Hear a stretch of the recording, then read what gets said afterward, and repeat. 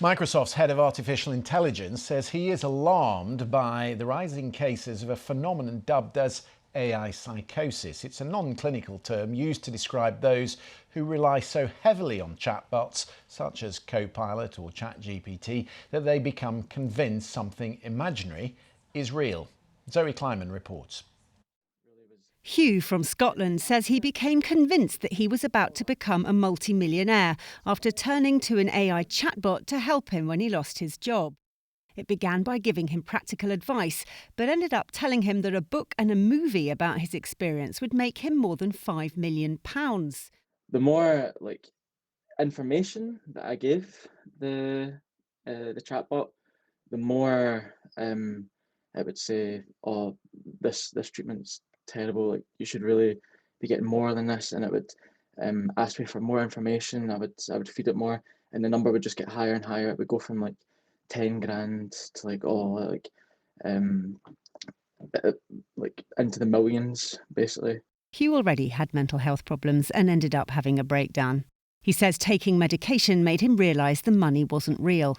He doesn't blame the technology. He says it signposted citizens' advice, but he ignored it because it was so convincing.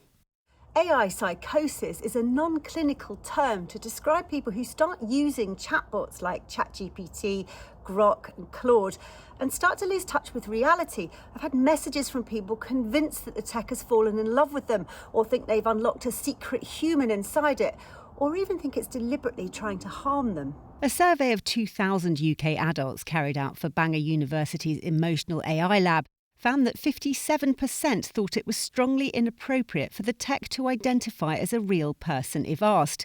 But 49% thought the use of voice was appropriate to make chatbots sound more engaging.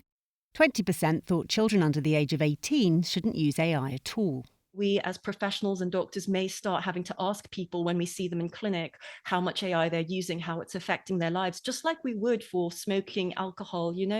We already know what ultra-processed foods can do to the body. And I think with this ultra-processed information, we're going to get an avalanche of ultra-processed minds that we need to deal with. The advice is to make sure you double-check everything a chatbot tells you and don't stop talking to real people. Finally, if you feel like you're using AI to make all your decisions for you, think about taking a step back.